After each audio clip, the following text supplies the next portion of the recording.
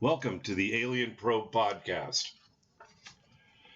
On April 27, 1949, the U.S. Air Force stated, "The mere existence of some yet unidentified flying objects necessitates a constant vigilance on the part of Project Saucer personnel and on the part of the civilian population." Today we'll be discussing the book, The Flying Saucers Are Real by Donald Kehoes. Joining Deb and I today is Dr. Bill. Welcome, Bill.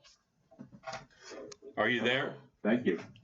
How are you? I'm here. Can you hear me? Yeah, I can hear you now. Good. How you doing? Awesome. Right. Thanks for joining us today. Tell me about Mr. Kehoe. What's his story? I know you've read a couple of books with him. Yeah, I've read two books. I've read two books by him. One that you just introduced, Flying Saucers Are Real, and the second book, Flying Saucers from Outer Space. Basically, what I could find out about Dr. Kehoe, or not Dr. Kehoe, but Donald Kehoe, he was an Annapolis grad that had to take a medical retirement in 1923 from an air crash, which apparently ruined one of his arms. And he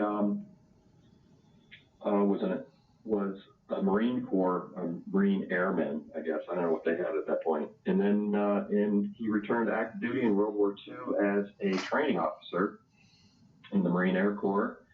And he retired at the end of that time as a major. And apparently his job was a freelance writer. And he wrote for mostly, apparently, well, not mostly, but his UFO stuff appeared mostly in True magazine, which before I'd read his books, I hadn't really heard of. Yeah, I know there was a couple as we were growing up. There was True, and there was another one. Well, I don't know if it's Life. But Did you see True when we were growing up? I don't remember seeing it. It sounds familiar, but I don't think it was one of the larger publications that we would run across. Yeah, it was out there. There was like a sister publication. I looked it up, some of the things to find out about it. The sister publication, we knew Argosy. Remember Argosy? Yeah. Oh, yeah. Yeah. I've seen that. So True was sort of in that. True was a little different. Argosy was sort of a competitor, I guess.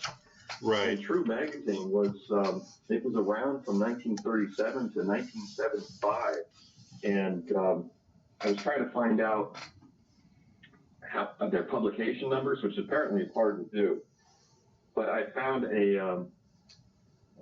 I've actually picked up some True magazines from the 50s, and I found one copy said that they had a circulation of 3 million. Oh. So I'm assuming that's 3 million circulation for the year. So they were selling, it was a monthly magazine, and they were selling about 150,000 copies per month. So we were familiar with like Life magazine, and we should mention Life magazine actually had an article on UFOs, and Look magazine. Life magazine was hugely popular. Yeah. It was a weekly magazine, and Life magazine published 150,000 per week. And then Look magazine, which is every 2 weeks, which is a competitor for Life magazine, published the same. All these magazines would publish about 150,000. This is in the 50s, though, right?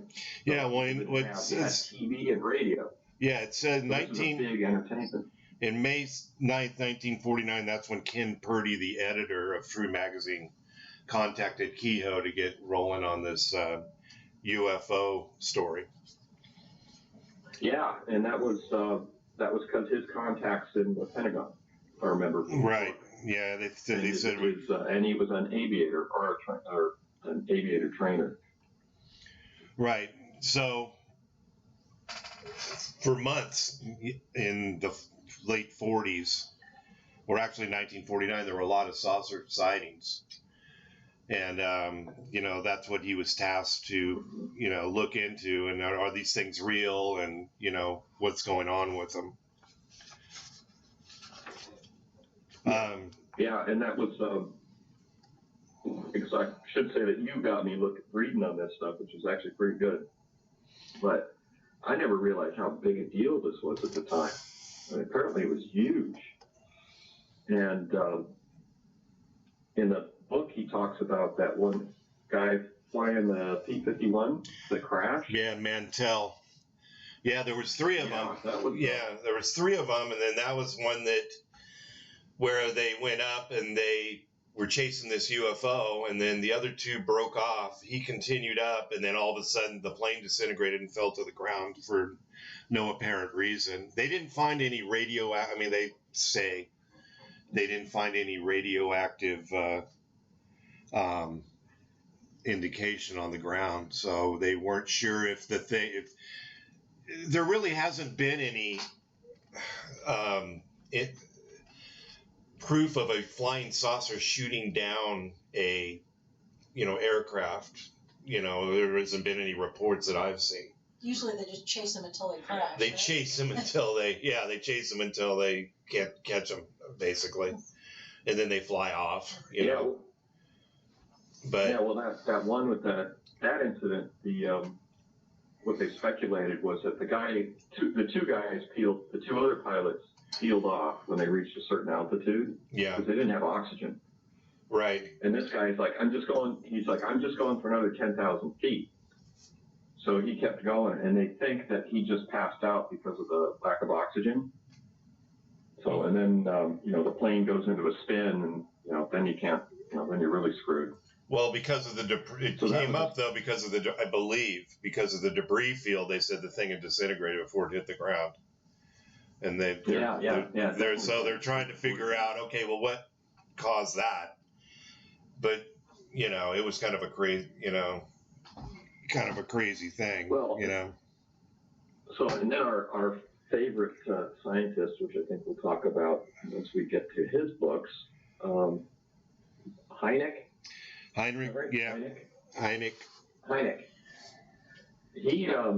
actually, I didn't know it from the book. You don't see that, but there was those articles in that site, the Project 1947 site. Right. They had a couple articles from what was it? What was it? Magazine. The Saturday Evening Post, and they actually mentioned Hynek was one of the investigators of that crash, which Kehoe doesn't mention in his book. Well, Hynek. Tell me about what's that? Tell me about Project Saucer. Let's get off that real quick. But now you sent me it. I'm like, I know, is Saucer really Project Blue Book? Because he indicates in the book that was kind of a name that you had sent me an article though that said that the saucer was real, and I never could find anything on it. Is it Blue Book? Project Saucer was the name that the press gave to the Project Blue Book. Project Blue Book had like 3 different names, like Project Grudge and Project something else. Sign. I don't remember the other ones. Project Sign. Then it became Project Blue Book. But the press, according to the article in the Washington Saturday Evening Post, the name of the investigation, the project name, was classified. So the reporters, like Kehoe, couldn't use the real name, which was, I can't remember what it was. It might have been Project Grudge. And they couldn't use that name because it was a classified designation. So they just called it Project Saucer. So that's where the confusion comes from. It's not an official name. It's a name that was given by the press because they couldn't use the official name. Okay. Yeah. I saw that yesterday when I was looking at some stuff. Yeah, because I'm like, I don't see saucer, and as we go through, Project Blue Book, they seem to be, and there's a lot of mention here on saucer, which is sign or Blue Book or whatever, that they're not really. There was 3, and there's 3 projects, and they all eventually sort of were bundled into Project Blue Book. Yeah, and really Blue Book was, they're just, trying to redirect. They go and I thought they were reporting on these saucer things and reporting on the saucer things back and then trying to get some information. They were just trying to get the public to think that there was something else out there from Venus or, some other reason that they saw this, swamp gas or whatever it is, a balloon. Oh yeah, they didn't tell. Yeah, that's what Blue Book does. That's the point I was trying to. that's the point I was trying to get to with that Hynek when he looked at that P-51 crash. He's the one that came up and said, "Oh, it looks like it's Venus," and during the day. And he goes, "I didn't really realize that. That it was Venus, was that visible during the day." I actually find it hard to believe that a pilot would change the planet Venus chase the planet Venus during the day. So I mean, it's sort of it's an explanation, but it's like a lot of these explanations are sort of like grasping at straws. Right. Well, they figured out that Venus couldn't have been a factor as they went through the investigation. I mean, they used that as a reason, but Hynek, that was his job to get the public to get steered away from the saucer thought. He was to direct them, but then he reported back to his superiors, which were in the Air Force, what really happened. He knows that wasn't a planet. He knew. They don't really know exactly what happened, but they know that it was really a saucer. But that's his job. That was part of his job, and the Air Force officer that worked with him, that was their job to, what's the word? Disprove? Yeah, disprove that it's a, it was a flying saucer. But they knew it was. And, so as you go through these things and you hear Project Saucer, that's their job to, dissuade. Didn't they mention Project Saucer in the TV show Project Blue Book? Yeah, they did, and exactly for what Bill said. Yeah. It's because that's what the public was calling it. Right. They knew they were Blue Book, but they said, well, the public can call us anything they want. We know what our internal designation for it was. Blue Book didn't come out till later. I mean, Blue Book was always there, but we as a public didn't really know what it was until much later. Oh yeah, here I'm looking at. Hang on. So yeah, in 49 there was a lot of there was a lot of sightings, and we don't know why. The all of a sudden in 1949, we can only surmise that because of our our nuclear ambitions, as it were, came out that whoever this is not happy with our direction we're taking with our nuclear missiles, and that we're going to destroy ourselves. Whether these, we say, aliens are from another planet or are actually based here on Earth, they weren't happy with what was going on. So one of the things that came up that was real interesting was Life magazine came out with an article about at the same time. It's mentioned in the second book by Kehoe, Flying Saucers from Outer Space. And Life magazine, they mapped out, it's in the article, and it's hard to get a copy. You can find it online in the article, but the actual magazine has Marilyn Monroe on the cover, and it was the first time that Marilyn Monroe was on the cover of a major magazine. So if you want to pick up a copy of that old magazine, it's expensive. It's a collector's item. But in that magazine, it has an article on UFOs that maps out the sightings. And a lot of the sightings are over nuclear facilities, which cause a lot of concern. Yeah, and they actually... Los Alamos. Yeah. Well, they were even over, and they called it Sassoon, which is now Travis. It was called... something Sassoon, because of course it was in Sassoon Bay down there in the Bay Area. We only got the orb sighting, so the little what are probably just small. They're probably not even manned. They're like orbs, and they fly around and they look at stuff. But they were down there, so I'm wondering if we had nuclear missiles. We probably did have nuclear missiles in Travis, I would imagine. We probably still do.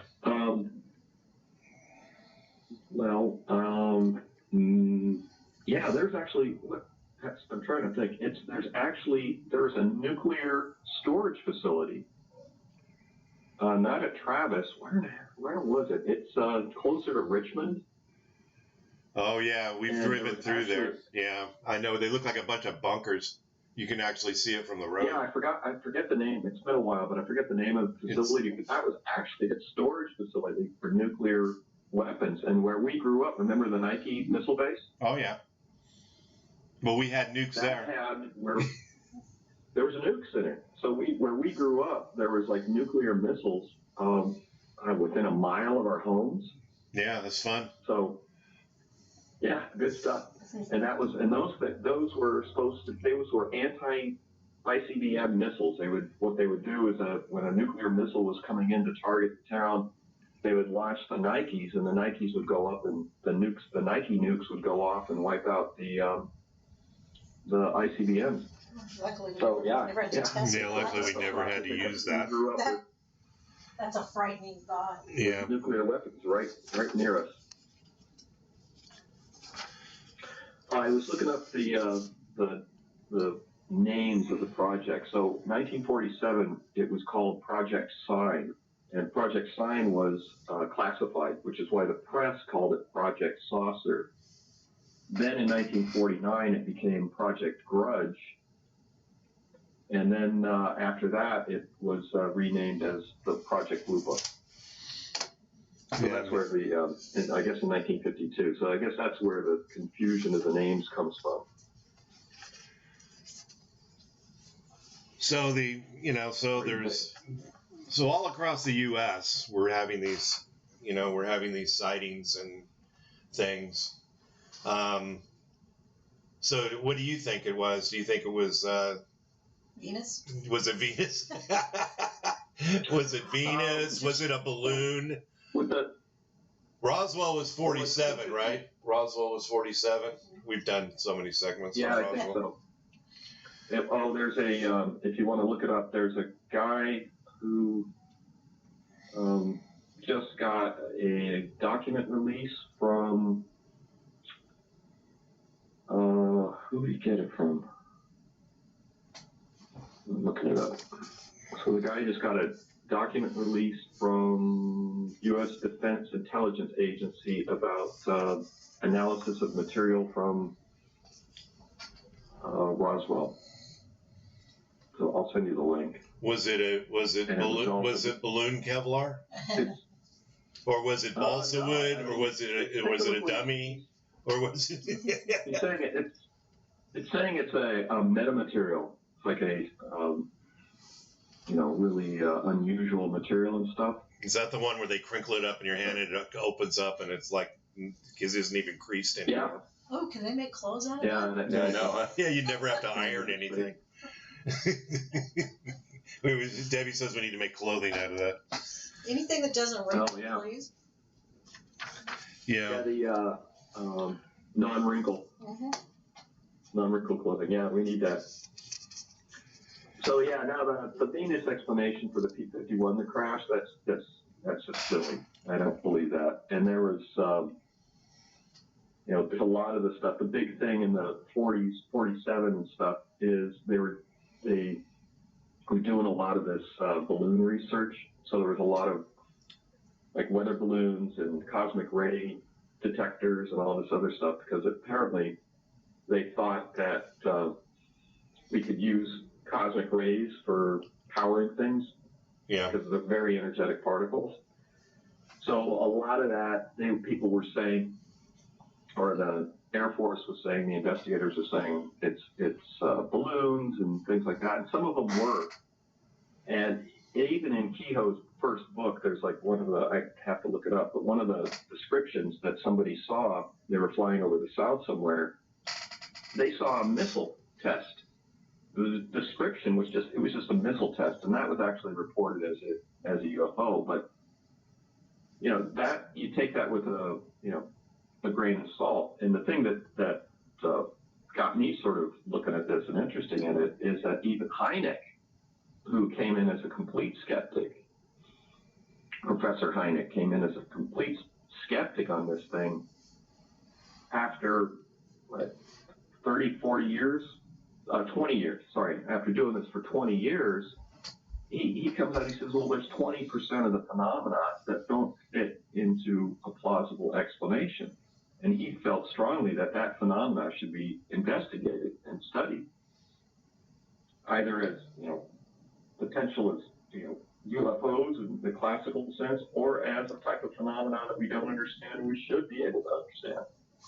Yeah, there's, this thing about, if a UFO is spewing flame and smoke, it's probably not a UFO. Yeah, it's something earthly. 1940s, You don't think they're fueled with fossil fuel? They say that the other thing was it's ours. It's not from another planet, it's ours. And you familiar with the flying flapjack? That thing that looks like you know what it looks like. They were saying that every time I see one of these UFO things on History Channel, one of the blips in the beginning of it, they show the flying flapjack. Well, that fucking thing could hardly even leave the ground. That thing didn't do anything. The videos are great. It's like, why are we showing this? Like a foot of...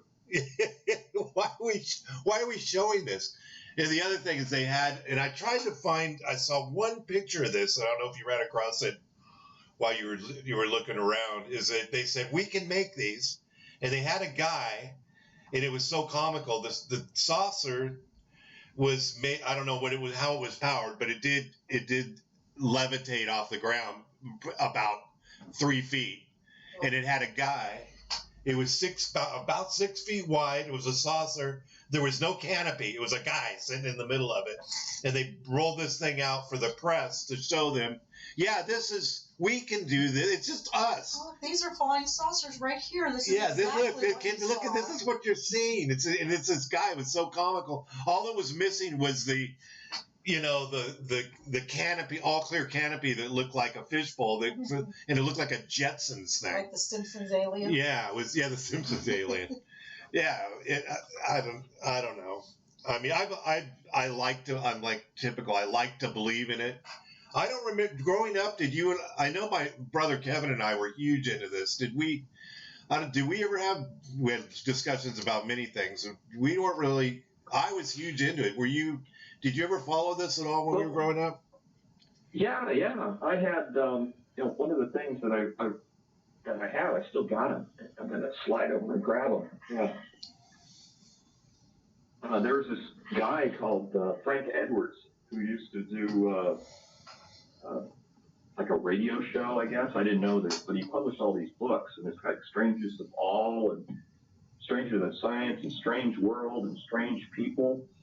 And years ago, I picked up a book that I didn't even know that he wrote called Flying Saucers, Serious Business by Frank Edwards. And I haven't read it. I pulled it out because I had it in my books. I even have a receipt for the store I bought it at. And he would write about flying saucers. So yeah. Oh, and I also, I was into that. We probably talked about it. I don't remember. Well, I know we were into just something that was sort of cool. Yeah, I remember all the hunting and fishing and doing other, fun things. And I just don't remember when Kevin and I wanted to develop. Right, we were so into it. We wanted to it was big. I remember it was giant in the 70s. The flying. I don't know if you've read this. The flying saucer appearances have they've slowed down a lot. There isn't as much as it. Maybe we just don't look up enough, but they tapered off in the 80s. There just isn't as much out there as there was back when. Nobody's looking up anymore. We're all looking down at our. We're all looking at our phones, so we don't see it. I guess maybe I don't know.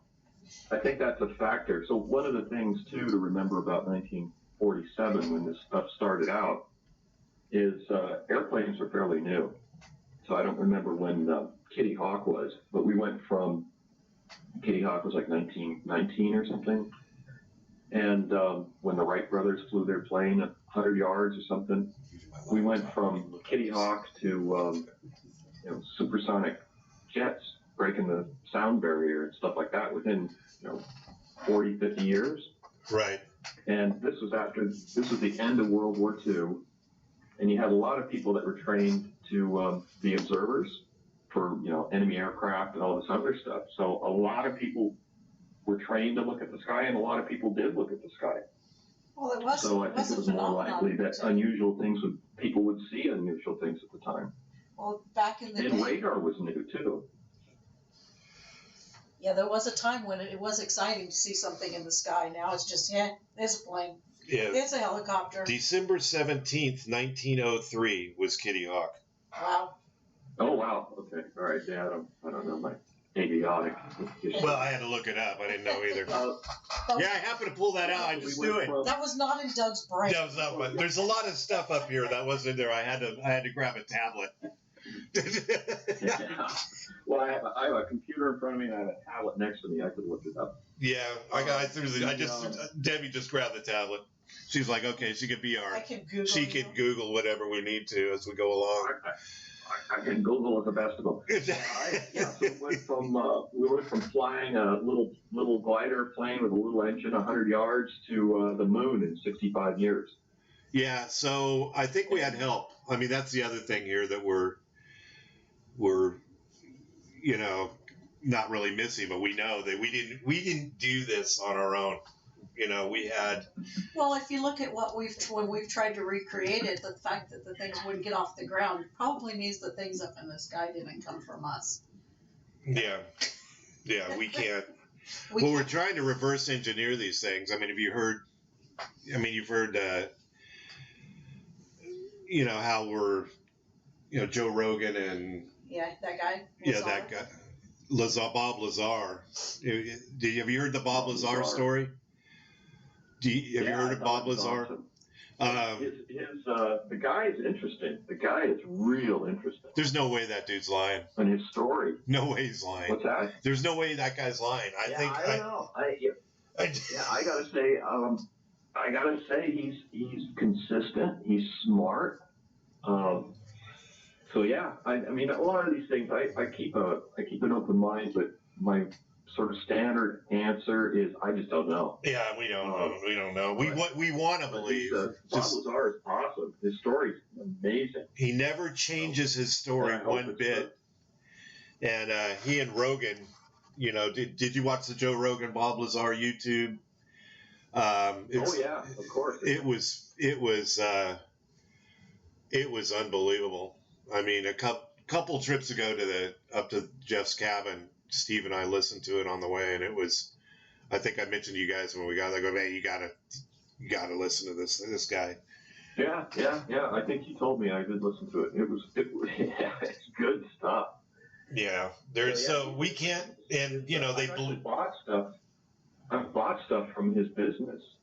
I didn't know about the UFO stuff before, but I've ordered stuff from his business in the past. What is it? Chemicals? Bob Lazar's. Is it? What does he make? He's basically like a scientific supply company, but it's for like fun stuff, whatever. So he actually provides, if you want to do some things like fireworks. My wife was a teacher, and one of the things that she taught was got the students really engaged was about fireworks. And he's one of the few places that you can actually, I don't know if you can still do it. He was one of the few places where you could actually buy components to make your own fireworks. So fun. Wow. So if you want to get kids interested in science, that's a great way of doing it. And he was like one of the only places, I think, that you could get stuff from. Because people are afraid the kids are going to blow themselves up. Yeah, we can't do that. I'll tell you this. I picked up a couple bottles of propane for the camping stove, and the kid at the counter goes, "You need to put your birth date in." I said, "Yeah, okay." That little one, you're talking about that little 1 pound thing, right? The little canister. Yeah, and I go, well, this is ridiculous. And the kid goes, yeah, they do this with anything that's fun. Like spray paint. Ooh, don't buy Like propane what? and spray paint. You can't buy spray paint either without Spray having. paint, yeah, it's the same thing. I think me and the kid were talking about same thing with spray paint. He goes, yeah, you can't. They do this to anything. So with a completely straight face, I felt sorry. I mean, it's like, well, it's in school. He goes, yeah, you have to do this with anything fun. It's so true. Yeah. Well, kids are they're not as smart as they used to be. We used to be able to do this stuff without blowing ourselves to pieces. I don't know what happened with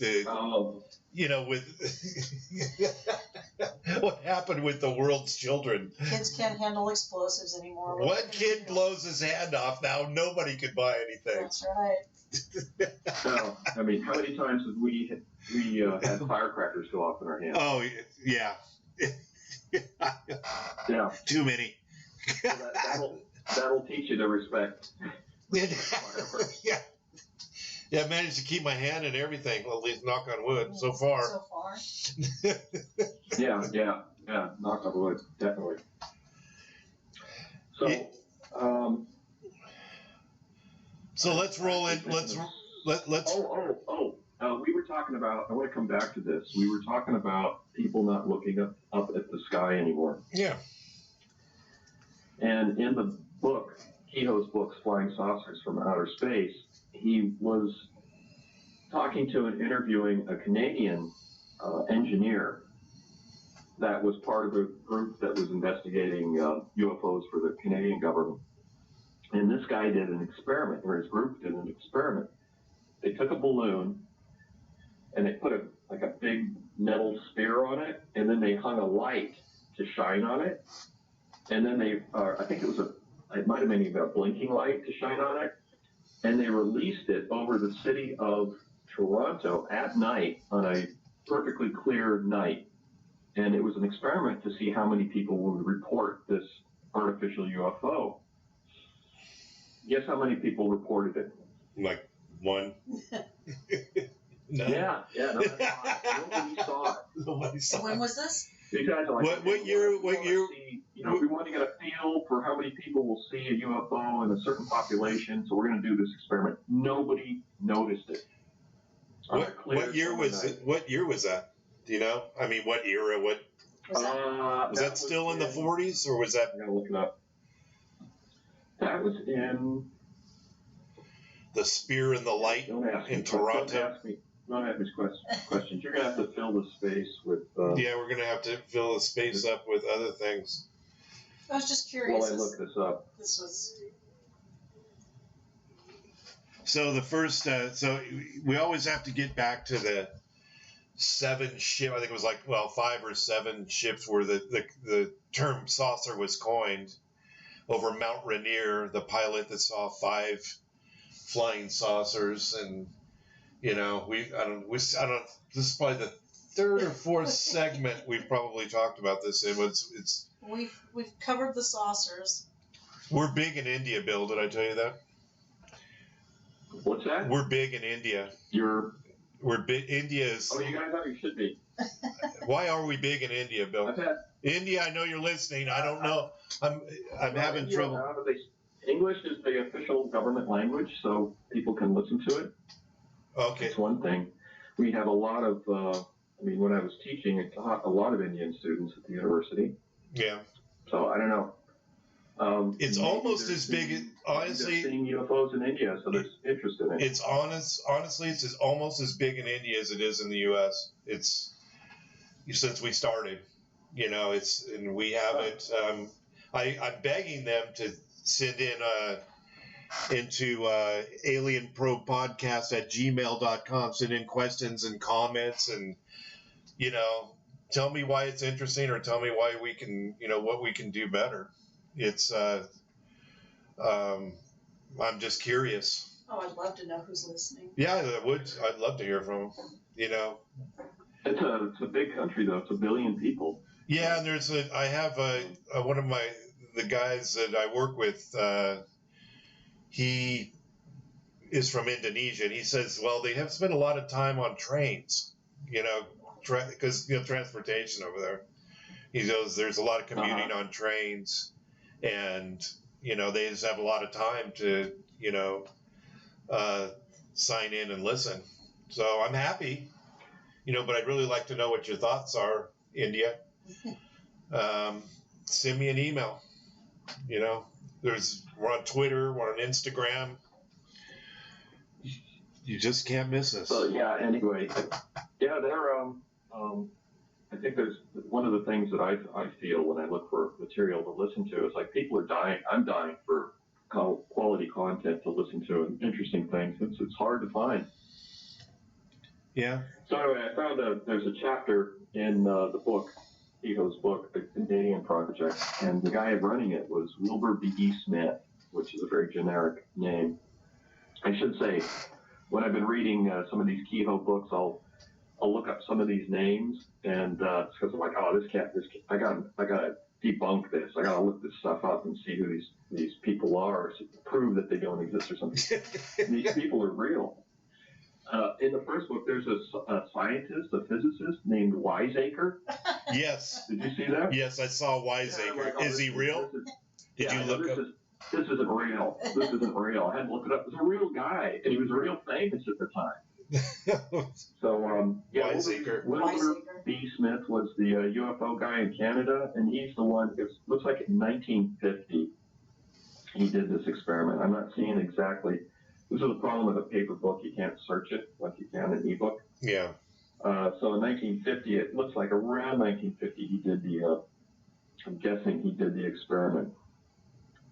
So, well, you would think that would be in a the time future, I when will people actually more mark interested. things.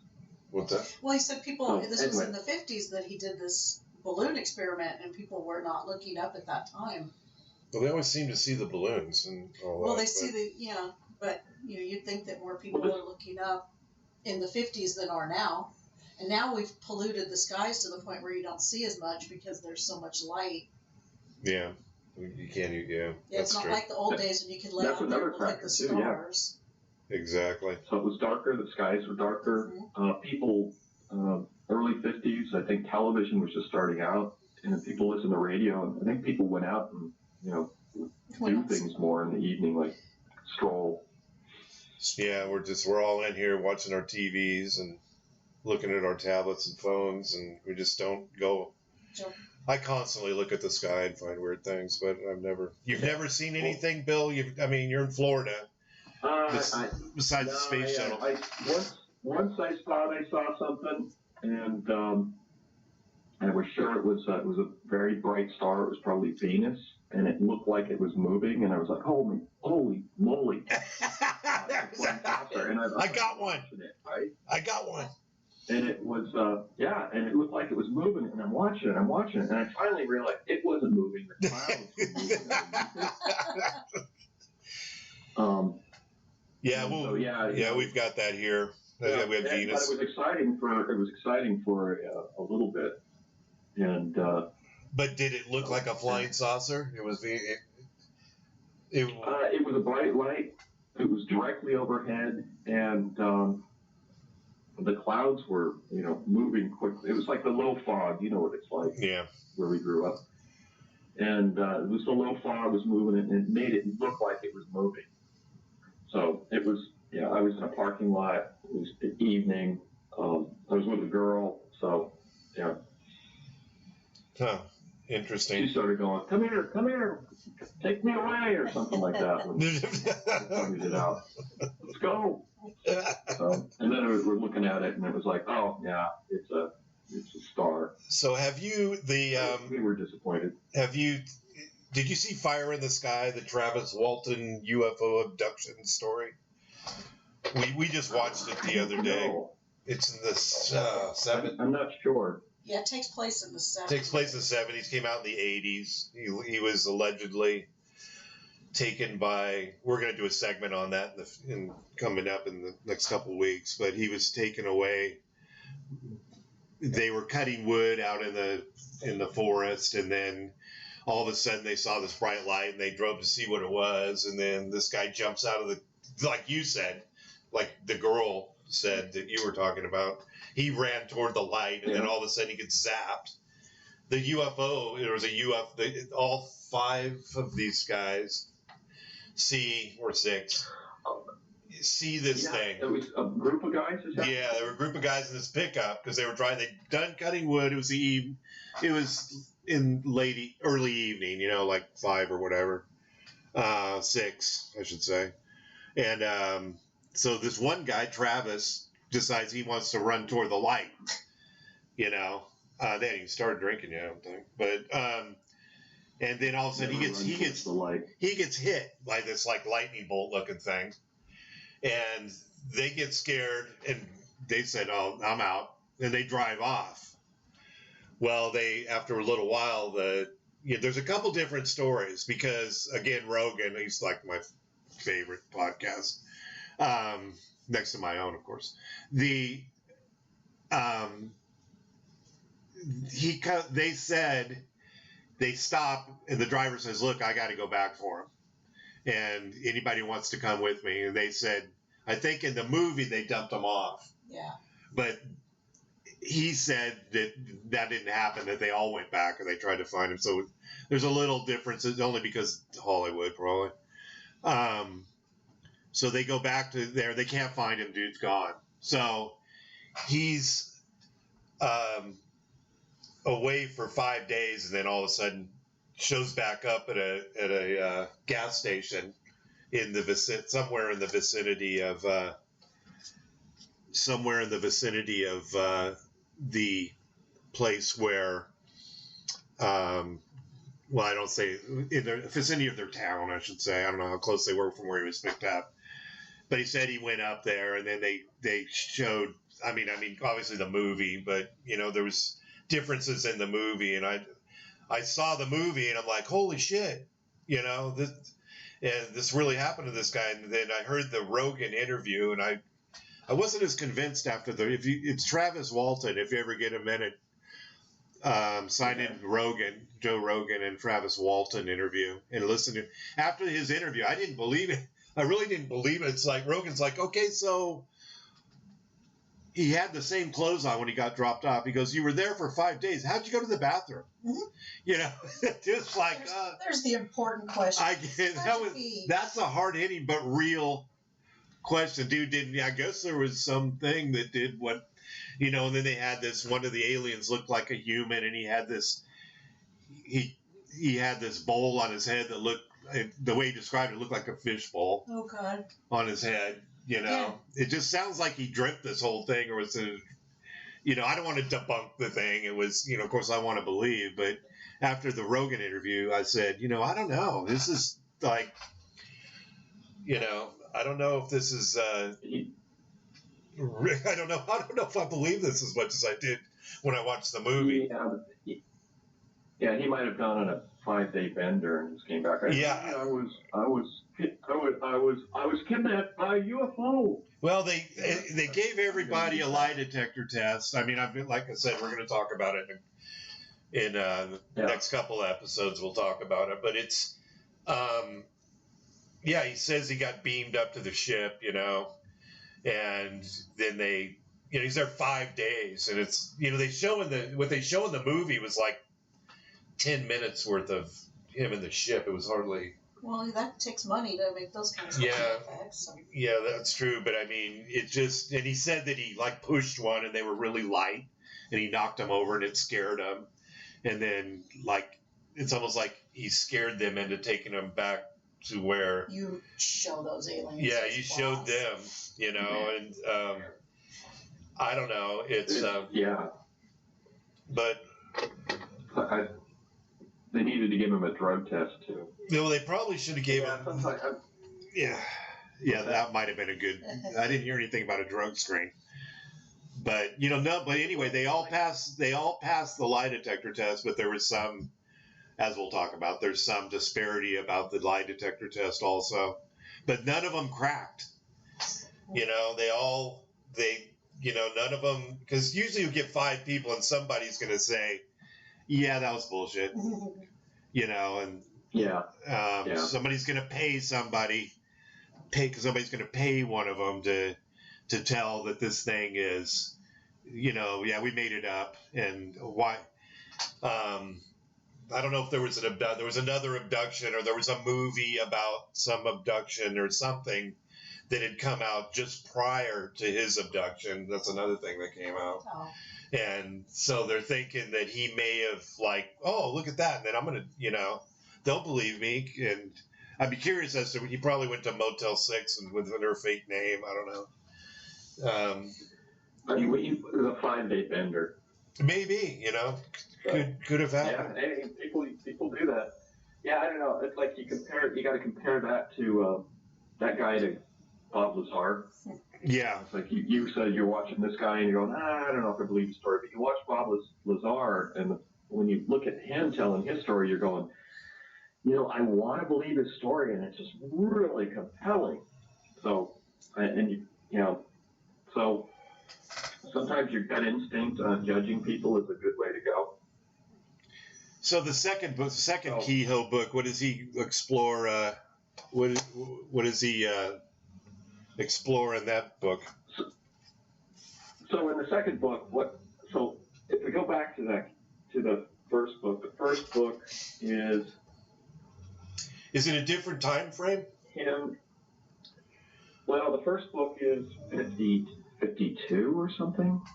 And then the second it's 49. First book's 49. It's almost like it's only 49. Oh, really? It's only you got 49. Okay. So yeah, 40. Yeah. What's that? It was only 49. It was just him doing that one true. And really, have you ever seen the Project Blue Book, the series? I've watched a few episodes. Actually, they have. Yeah. Good. It's really not bad. I mean, I forced Debbie to watch it, and so on one of the episodes, Hynek is actually being interrogated by the Men in Black. Now they're different than Project Blue Book. I don't know what.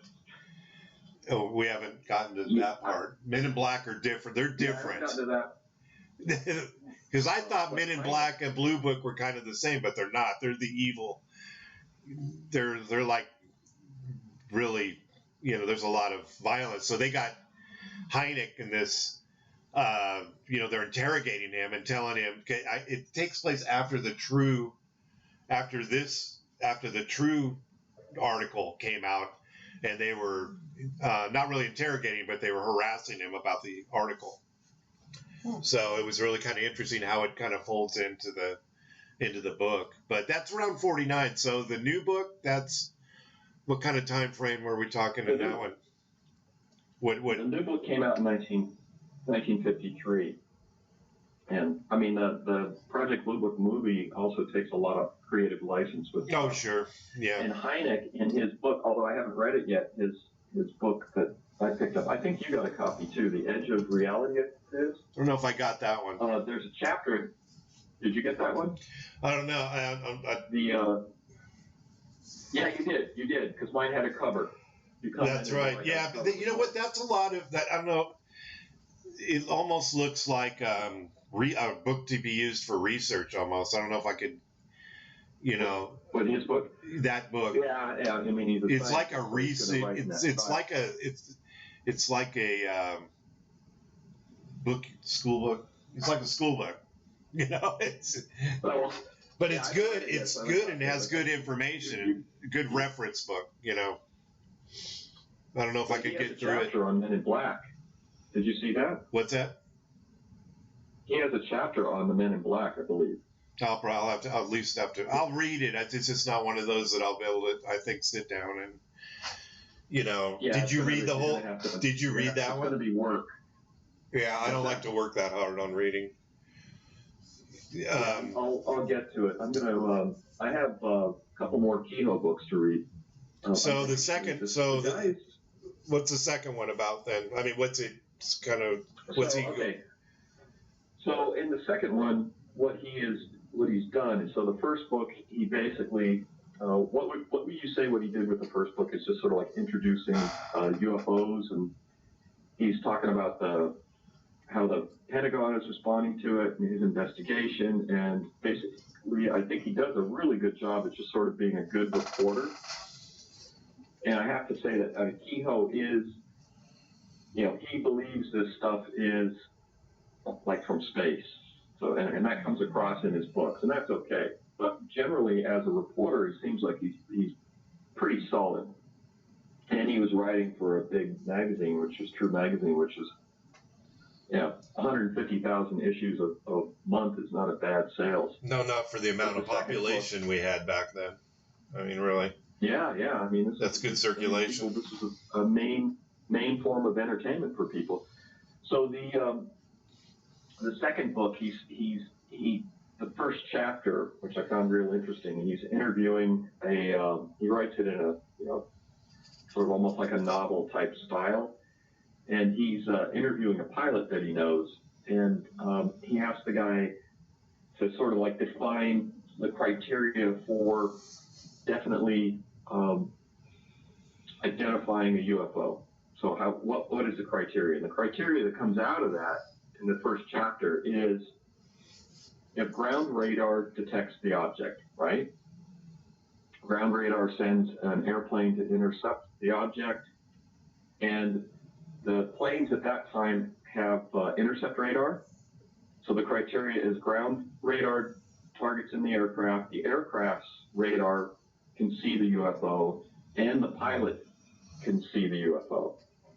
So that's the basic criteria for what he's saying is a definite UFO sighting. There's those things. You got the pilot witness, you got 2 radar signals, and then he goes with that as, for the rest of the book. And then he's looking at different sightings. And he actually, at the back, lists a bunch of sightings that fit this criteria. He's got it's a list of air technical intelligence UFO sightings and other information secured and cleared for me by Mr. Albert M. Chop, Air Force Press Desk. Some of these, let me see.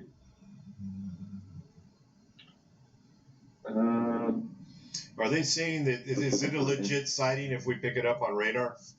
Can we catch those on radar? So what he's saying is that he would count he's a little loose in the book, but generally he's saying a solid sighting, a solid UFO sighting is radar, an aircraft, a fighter aircraft sent to intercept as a visual, the pilot can see the UFO, and the aircraft radar can see the UFO.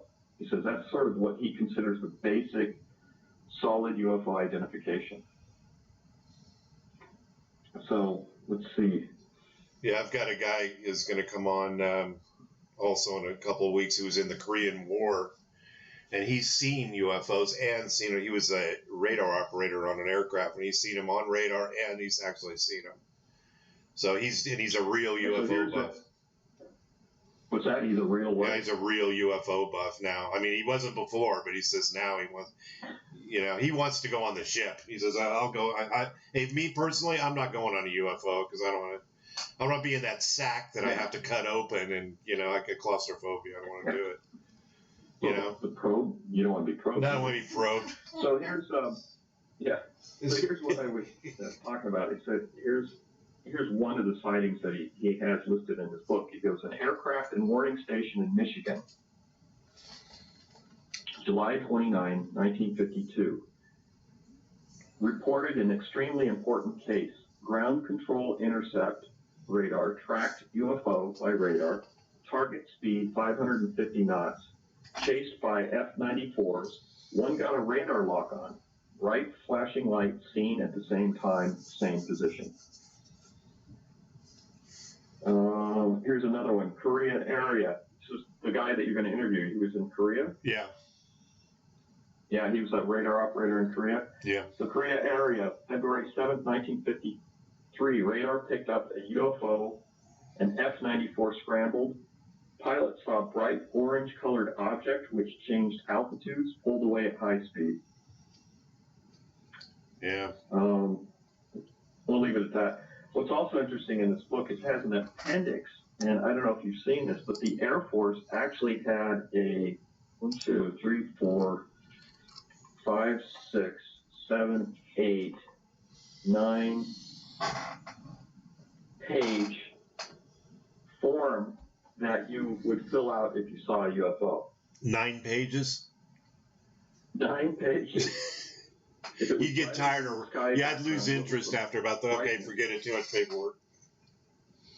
Yeah. Well, yeah, I think so. And then they also have a electronics data sheet for ground radar, which is 1, 2, 3, 4, only 4 pages for the radar operators to report. But yeah, I was intrigued by that. And the Air Force actually was developing a camera to try and take pictures of UFOs. So they built them and deployed them. And it's what he says in this book is that they're having technical difficulties with them. So I don't know what happened with that. So these were cameras that they would put at radar stations and aircraft control towers and places like that, which was a light, I think, which can, give you the position of an object tied in with the camera, which had a grid in it, so you could do some sort of speed recording or something like that. So the Air Force actually did take it serious enough to develop technical equipment to try and track this stuff and document it. Oh, interesting. Cool. All right. Well, we're going to go ahead. Yeah. We've got almost our hour in. We're gonna wrap it up. We will definitely do this again in the future. You have to come visit us again. Yeah, you're gonna have to come out here. We got a new dog. Yeah, oh yeah, I saw the pictures. Yeah, I want to get out there. There's no leaking dog here now. Yeah, we can talk about. I mean, there's the Foo Fighters, which is real cool. And I'll send you something about that. Cool. Well, thanks. Thanks for joining us. I want to get into Hynek more and see what his books have to say. Cool. All right, sir. Thank you for joining us. All right. Thanks for listening to the latest episode of the Alien Probe Podcast. We welcome comments, questions, or requests to alienprobepodcast@gmail.com. Visit us on Facebook at The Alien Probe Podcast, our website at alienprobe.net, Twitter and Instagram at Alien Probe Pod. Find us on Spotify, Apple, and Google Podcasts. Thanks to our senior producer, Robert Anthony. See you next time.